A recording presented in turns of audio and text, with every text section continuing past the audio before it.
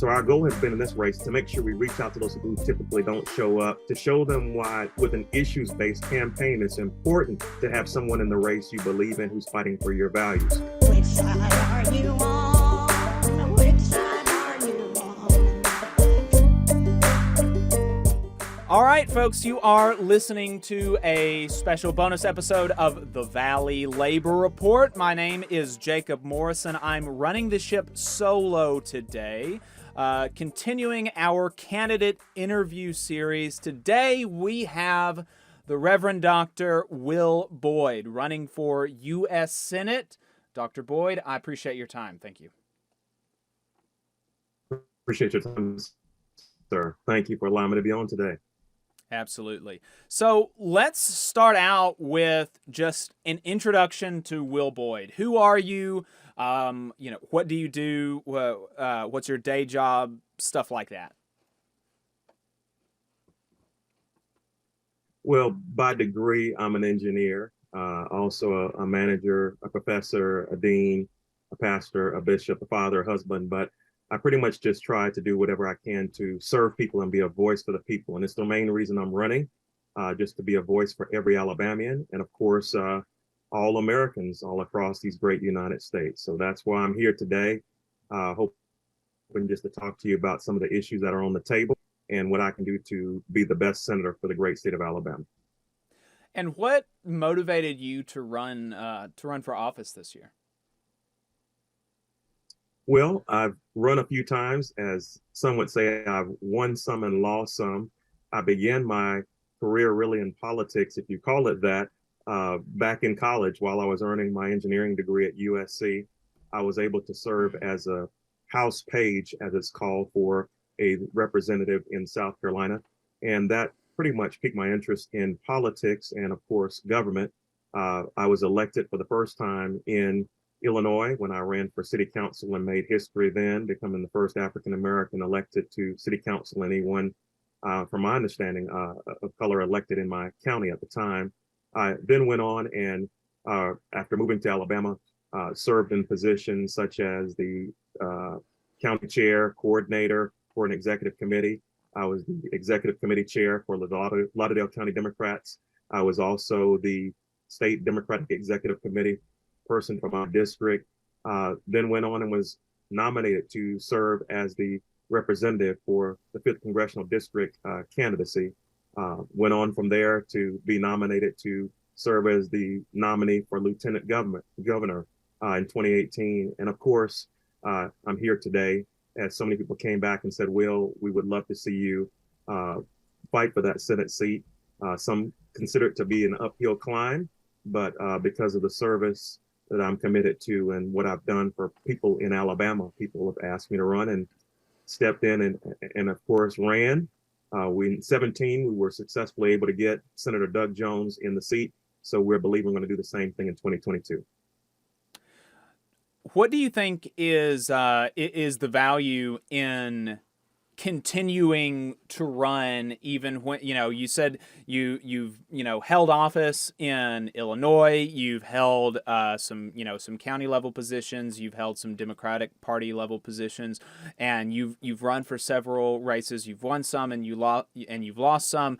What is the value in continuing to put your name out there? Is it just so that they can't say that they were running unopposed, so that that people do have a choice? What is the value in running, in continuing to be out there as a choice for folks?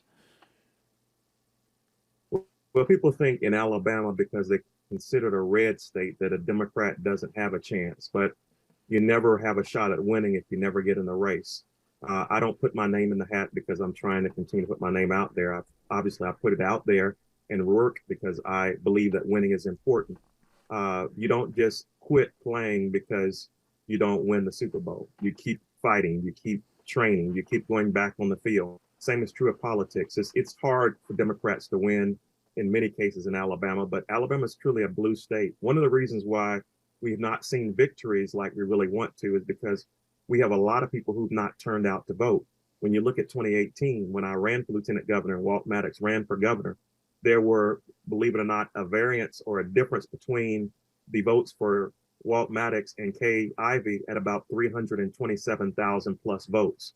There were 337,000 people who typically vote Democratic ballots, or at least vote as Democrats, who did not show up in that election.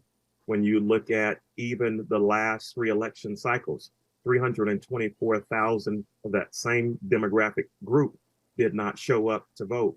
There are even 150,000 people in that same demographic group who have voted in presidential elections but never voted in gubernatorial elections. So our goal has been in this race to turn out those voters, to make sure we reach out to those people who typically don't show up, to show them why with an issues-based campaign, it's important to have someone in the race you believe in who's fighting for your values. People have come to me saying, we really want you to be in this race. We know you're a fighter. And I think if you quickly look at my Twitter feed, my timeline across Zoom engagements that I've had, even those on Facebook and Instagram, you'll see that I've been traveling the state, hitting as many counties as possible. And everywhere I go, the enthusiasm is very high. Mr. Morrison, there's something quite unusual really about this particular race, and it's that Democratic enthusiasm is higher than it's ever been. And by that, I mean, we're at about 78 now percent to Republicans 54%. One might say, well, what does that mean, Will, to have a enthusiasm gap of about 25%? Well, when you look at 2010, when President Obama ran actually and won in 2008, he was in the state of Illinois, a blue state. But 2 years later, a Republican was able to win that blue state because they had a plus 19 for Republicans. We're at a plus 25 for Democrats, primarily because of the January 6 hearings. We believe it's because of Roe v. Wade, the overturning. We believe veterans were concerned about being considered political football as it related to the PACT Act and much more. So with all these issues on the table, people are very fired up. They're excited and they're enthusiastic about going to vote because they want someone to represent them in this United States Senate seat. And you mentioned there was a couple things that you mentioned there, but the bit about veterans being used as a political football. We just today, I'm not sure exactly when we're going to air this, but on October 1st, we played a clip of Republican Representative Matt Gaetz on the show calling to abolish the VA. Abolishing the Veterans Affairs Administration and eliminating the choice that veterans have to access care through the VA, which 90% of veterans would prefer to go to the VA for their care than in the private sector. And we talked to AFGE, to Andrew Huddleston, communications director for AFGE, which is the union that represents VA workers or most VA workers. And it's just an absurd thing to put out there. You know, we know that Republicans have been wanting to privatize the VA for so long, but most of the time they couch it in this, oh, it's just about choice. It's just about choice, right? And we know that's silly, but he just went out there and said it. And of course that's the end game, but it's wild to see the mask fall off like that. Right. You know, veterans make an incredible sacrifice, not only on the battlefields, but even stateside. There are a lot of different roles that veterans find themselves involved in, working to protect our country. And even I would even go down and talk about people who are in the reserve, protecting those of us who are, of course, locally here in Alabama. That all being said, one of the main reasons we were excited about the promise to address Comprehensive Toxins Act is because it took those veterans who were out there who were struggling, like my father. As you know, in Vietnam, he was exposed to Agent Orange. In later conflicts and theaters, you have soldiers who were exposed to burn pits and many other toxic chemicals out there, and they're still struggling today. So the VA is very necessary, important, vital in that when these soldiers are stateside, when they're here in the United States, they need the proper care. They need the proper treatment, the proper help. The VA has been good to my father and people that I know who serve. Of course, sometimes you run into some challenges and you have hospitals that have to kick in and assist. I can attest that one of the main issues that I'm running into veterans struggling with is mental health. So they need a lot of support from the VA in that area. and people trying to get all their benefits. And, there's just a whole lot that occurs once a veteran returns to the United States. Some of them have been at unbelievable numbers, sleeping under bridges, unable to transition back into society, struggling with post-traumatic stress disorder and the likes of injuries that only the VA can really attend to. So to say that we need to abolish such an agency is just unbelievable. I will definitely speak to the AFGE president, Reverend Dr. Kelly, at my next opportunity and let him know that we need to make sure we do all we can to stand with the veterans as well. Absolutely, and they're a great friend of the show. We've had Reverend Dr. Kelly on a couple of times, and it's really cool seeing native Alabamian head up the largest federal employees union. My understanding is that he was the first black president of the local union at Anniston Army Depot. So that's some really cool stuff there. And I did want to mention that you talked about going across the state, and some of the places that you're going are union rallies and supporting the mine workers down in Brookwood. You were actually at the Shoals area Labor Day festival, and you left before I got there, so I was bummed about that. But everybody that I talked to in the labor movement across the state, whether they are even some of the most jaded people about politics. I know some folks in the labor movement who's just basically like, screw them all, politicians, I don't care about them, we shouldn't be giving them any money ever again, we should never give any politician any money at all ever again. And I'm somewhat sympathetic to that, but I anytime I bring up your name, even with this specific person that I'm thinking of, he was like, oh yeah, I made sure that our union gave him some money. And so you have a really good reputation among unions and union folk across the state of Alabama. And it's really funny, this guy that I'm thinking of, his name's David Story. He's a very, very anti-politics guy, but he's a big fan of Will Boyd. Hey. And he thinks that you are, you're not just a fair weather friend to the labor movement. And so, how is it that, why are you so, a lot of Democrats aren't, they're not involved in this. Yeah, there you go. You knew who David was. That's a Machinist Union sticker right there. And so you're going to bring up David Story. David Story actually presented me with it's like a gold coin for the IM as well. And I've been their keynote speaker for at least 2 years, 2019 and even in 2022. I'll be speaking to IM in Huntsville in a few days. So yeah, David Story is a good person, great friend of labor, and I appreciate all he does. He's a great person. Absolutely, and I think folks that know David Story will know what it means that he speaks highly of you, because he really hates politicians. And so so what is it that now I'm starting to cry. Right. So what is it that makes you interested in supporting unions? Where did you get that that inclination, and how have you been being received at these union events?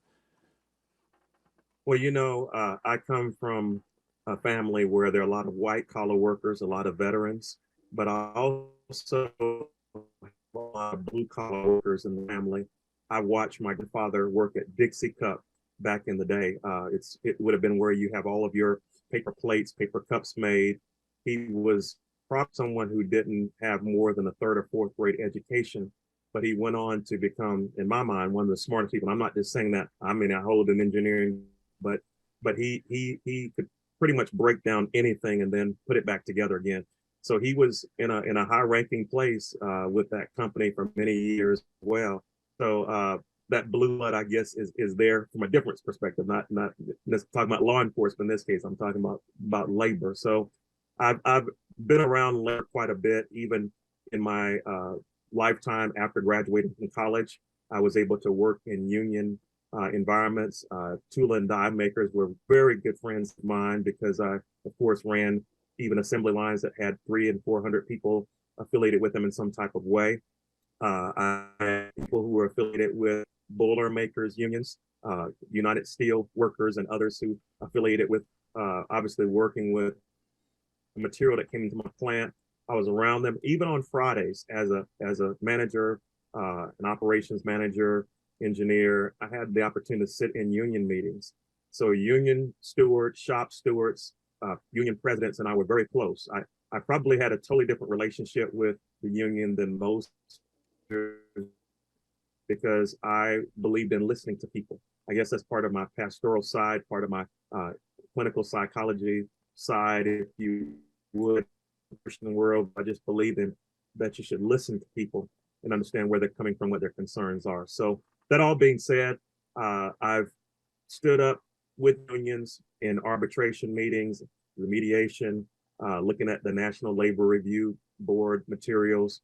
I've actually stood with unions and made sure we battled, or at least made sure we stopped what would be called misclassification. So when you talk about Davis-Bacon and prevailing wage and PLAs, FMLA, or any of these acronyms, Davis-Bacon, and I bring up all these different names. Most people who are watching obviously know what I'm talking about. These are familiar to me because I've just sat with secretary treasurers like yourself. I've sat with union presidents. I've sat with people at all levels of unions and just talked to them about what they need and tried to help them fight. Of course, Senator Jones and I, people like Steve Stutz, the International Union of Operating Engineers, and I could run through all these unions, but we've just partnered together and tried to go around to different union shops and talk to people and see what their needs are, what they desire. When I go out to hang out with coal miners, I don't go out to speak. I don't go out to make any speeches. I go out just to serve food, work in the pantry, put together, help bag up groceries. When people have questions, I answer them from a political perspective. But generally speaking, we're talking about people who've been on strike 18 months. People would really like to see their lives go back to some level of normalcy. So I'm just trying to help them get their voice to be heard, and whatever that takes, I'm willing to do. I'm even willing to put this candidacy on the line, this nomination on the line, if you would, and just help even bring mediation for the coal miners. So when you mentioned the paper plant, paper mill, and others who were possibly facing strikes, scabs, as we call them, being dealt with, those are just issues that I really hate that they have to go through when negotiations fail.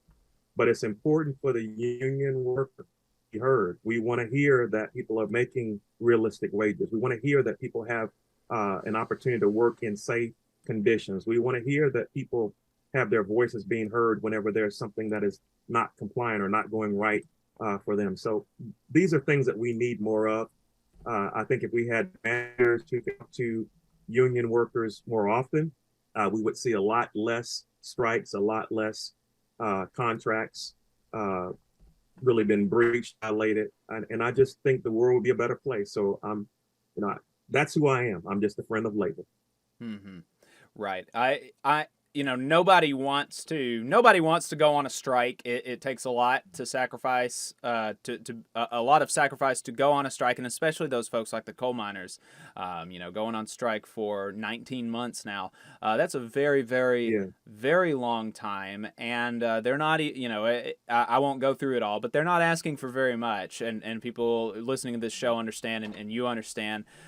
So we can go into some of your platform. What are let's say the top 3 issues that that you're running on, that if we give you a magic wand, you get done your first day in office?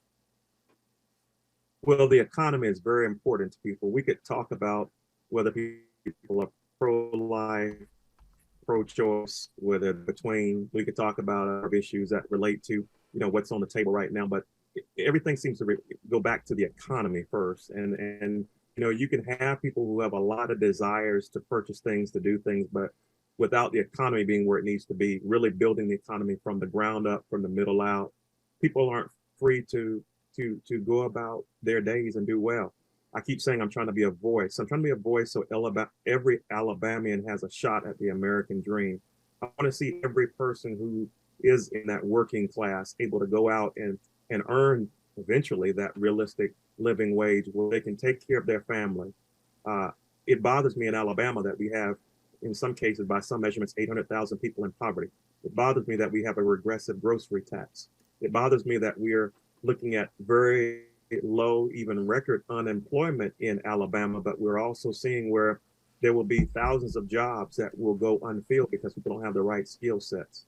So we want to see, as it relates to the economy, that there are taxes that are cut. We want to see our workforce actually support it. We want to see the modernization of infrastructure. We want to see the detangling of regulations. I mean, these are things that are important, developing energy resources, but for the most part, when you get the economy moving, especially coming out of a punishing pandemic and people are able to go to work, we're better off. So number one, the economy. Number two, education continues to rise to the top. Education is important because people want to know that if they're going to go to a trade center, or if they're going to be in a dual credit program, if they're going to leave high school and go off into the trades, that they have an ability to train with some group of people, jump straight into that apprenticeship or that fireman's role, master role at some point in time, own their own business in the future. We want to make sure those educational opportunities are there. So I talk about K being fully funded, talk about preschools, I talk about primary, secondary learning, talk about the fact that we need to fully fund HBCU, historically Black colleges, universities, community colleges. But I've often talked about that blue collar revival. And with that blue collar revival, working with labor, partnering with businesses, you can be pro business and pro labor at the same time. I believe we'll see that economy shift. And that's all because of the educational, exceptional educational process that I'm trying to push forward. The environment is important. Even though we talk about, again, other issues on the table, the environment is a critical thing in Alabama. Believe it or not, most millennials, most people who are in high school, starting college, they don't think a lot about the economy right away or education as much as you or I might. They're concerned about the environment. They're concerned about making sure there's clean water, clean air. So I've been traveling around counties where there have been all sorts of environmental challenges and even climate change issues that have not been addressed, and just talking about them and working with them. So wrapping it all up, I think one of the most important things that people are hearing right now that's important to them is, again, their ability to be heard. So you have women who are out there who are saying a choice or an ability to make a healthcare decision on their own. And for 50 years, they enjoyed it, but now that's being taken away. Whether they're libertarian, independent, Democrats, Republicans, everybody's expressing to me, especially women, that they don't like the reach, the privacy, the intrusion level that's been broken, or their rights to privacy being really taken away. So again, these are issues that are important. I could keep going up and down every category, but what I've been doing, just to wrap this particular segment up relating to my platform, I've traveled all 67 counties as often as I can, explaining to them what are the top 5 issues in their area. And I'm very specific about how I plan to address them from the U.S. Senate point of view. So a lot of things we talk about may be issues that more state legislators would address, constitutional candidate, governor, or lieutenant governor, secretary of state. But as it relates to the United States Senator, I want to see more CHIPS acts in place, or provide incentives for semiconductors to be made. I want to see where we are freeing ourselves from on foreign oil. I want us to have more legislation, again, like the PAC Act that I've mentioned many times. I want to make sure that we see a lot of legislation that goes out really, again, to help the working class of Alabama really have a shot at doing well. What do you think are, in relation to these issues and others, what do you think some of the biggest contrasts between you and Katie Britt would be? Katie Britt is the Republican nominee for U.S. Senate. What would be some of the big contrasts that you would want to make? To be honest with you, I've been asking for a debate with Mrs. Britt and the other challenger, and have not been able to make that happen. I was hoping by now the news media would do that for us. Television channels would definitely air that, so all Alabamans can see a contrast. So without those opportunities, I can only go on any comments I've seen or read in commercials. That I've seen, again, I'm running a positive campaign. I believe there's a contrast trying to be drawn between me and her, that I'm more pro-labor, which means that I'm not pro-business. But I again say that you can be pro-business and pro-labor at the same time. I was a business professor. I was a management professor. I taught everything from entrepreneurship and risk-taking all the way through to what happens after on the business and how you make sure the businesses continue for a while. I've helped businesses get started, anything from an art gallery to churches to for-profits and non-profits. I've written books about leadership and even management. I've taken a number of statistics classes and economics classes to talk about what we need to do to turn our economy around in Alabama. I'm not someone who is not business-minded at all. I'm actually someone who could go all day talking about what we need to do to turn our state around. So as far as a clear contrast, I can't speak to what Mrs. Britt may think about me or believe about our platform. There certainly seems to be a concern that I'm not as business savvy or have concerns for business because of my very strong pro-labor beliefs. But yes, you can be both. I believe if you just look at party differences overall, you just mentioned a desire to take away A. Well, you look at the party, Democratic Party versus the Republican Party alone, the Democratic Party is a party that's been about the issue that labor unions fight for. We've been about FMLA. We've been about making sure there's Medicaid, Medicare. We've been about being concerned about there being all sorts of safety nets in place to make sure that workers are protected. There are a lot of things I could do about as it relates to the differences between what's happened in Republican administration versus Democratic administrations. Just think about the last administration alone. There were desires to make cuts to SNAP, supplemental nutritional assistance program. There was a desire to cut Meals on Wheels. There was a desire to make cuts to Social Security. But again, this party is a party that's concerned about taking care of people no matter where you are, making everyone their share. Look at the Inflation Reduction alone. It actually ensures that businesses, especially those top businesses that are making billions of dollars but not paying their share in taxes, and make sure they pay their part. But at the same time, it brings down inflation levels. It actually addresses climate issues. It helps to make sure that Medicaid or Medicare issues and Medicaid issues are being addressed. For instance, it makes sure that people don't pay a whole lot for insulin on a monthly basis. Seniors are seeing that capped at $35.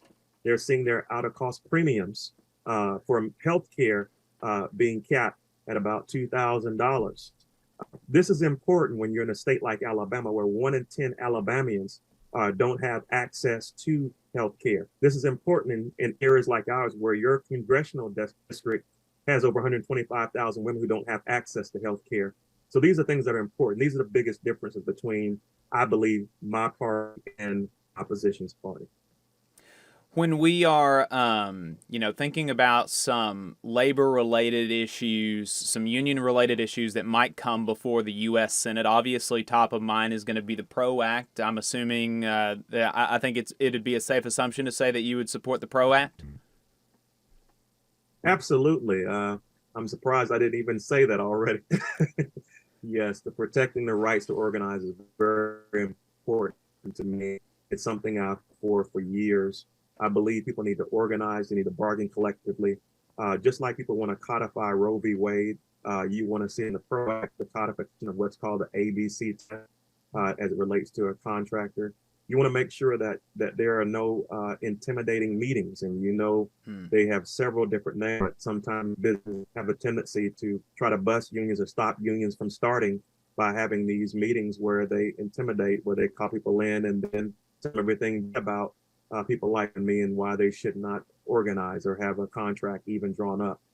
There's also with the PRO Act, where we desire to see what the same tools and resources inside of a business that are used to disseminate emails to employees can also be used by labor unions, so that we don't have to start off trying to pull names together and build lists, but it's all there.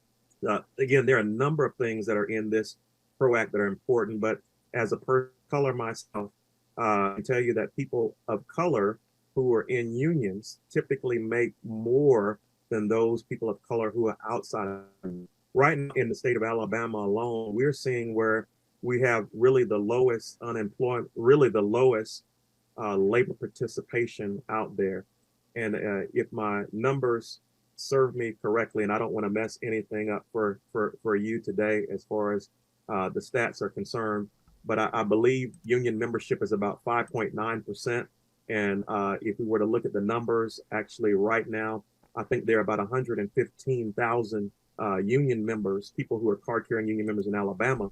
But regrettably, I want to say in the last year, there are around 18,000 people who enjoyed union benefits without being a part of a union. So Alabama tends to be a right to work state. But even though you have a right to work state, people try to stop labor unions from doing what they want to do, even through the PRO Act. And while people that you and I know well, people who are in labor, were probably not as optimistic that the bill will push through, we have to be able to at least break it up into some sections and say, perhaps if not the PRO Act this time, maybe it's a different name, but we make sure we keep pressing forward. You asked earlier about why do you keep running? You don't quit. If the PRO Act in its entirety now is not enjoyed, not pushed through, not passed, don't stop. Go back and offer another bill. We started with this infrastructure bill which was bipartisan. We talked about a Build Back Better plan. There were several steps to get us to where we are with the Inflation Reduction Act, now law, right? So it requires people not giving up, people like the union leaders, people like our friends in Brookwood that continue to fight, even though it looks like an uphill battle. You don't quit. You keep, some of those people get on the line every morning at 4:30 and they stay on as long as they can. They're called the crew. We just have to have a crew of people, even in the Senate, like myself, who are committed to pushing for certain parts. We want it all, right? But at least certain parts of the PRO Act still being pushed forward, even if certain parts get kicked back. Another issue that came up recently is about the railroad strike, and the Republicans in the Senate tried to impose on the workers the Presidential Emergency Board recommendations that the unions had expressed a potential willingness to strike over, so to not implement those recommendations because they didn't feel like they were good enough. And so we saw the Republicans try to implement those recommendations over the will of the workers that actually make the trains run. And so and Bernie Sanders stopped that. Basically, he denied them unanimous consent, and they did not impose that contract on the workers. And it seems to me that because of the Railway Labor Act, a contract can be imposed on these folks, on the workers, but also on the companies. And it seems like there is absolutely no conversation about, well, if there's conversations about imposing a contract that the workers don't want, then why don't we just impose a contract that the companies don't want and just give the workers what they, what they want? Why don't we make the companies accept a better contract for the workers instead of making the workers who have sacrificed so much already sacrifice even more by force of law? What would your position be on an implementation of a contract by the by Congress on the railroad workers, were you to get in the Senate?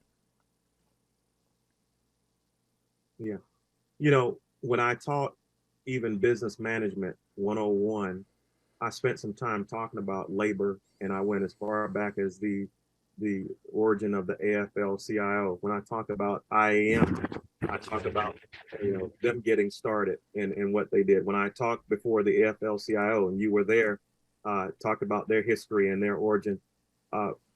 Labor unions tend to get started when there are people who say, again, we want to make sure our voices are heard. We want to work with management.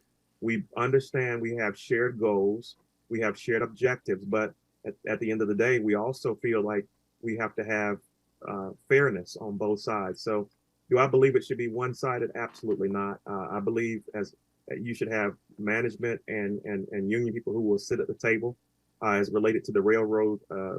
I'll call it agreement for now. I was one of the first, of course, who saluted the fact that people worked around the clock all night long, and I was glad President Biden and the White House administration stepped in and tried to move towards facilitating an agreement so that we didn't see a work stoppage or find us in a bad state. That all being said, no, I don't believe you should have a one-sided agreement. I believe, obviously, in the Senate, you're going to see with me as a United States Senator, I'm always going to be one of those people who wants to sit at the table and make sure the rights of the workers are being heard. Now, I'm not pandering. I'm not just saying this. I think my record has proved that, and I think it will continue to prove that.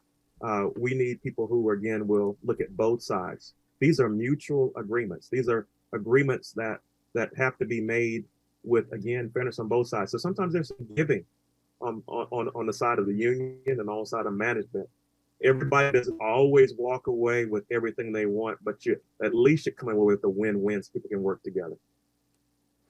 I think this will be the last question before we let you go. We appreciate your time. How would you help folks in Alabama if you were elected to the U.S. Senate?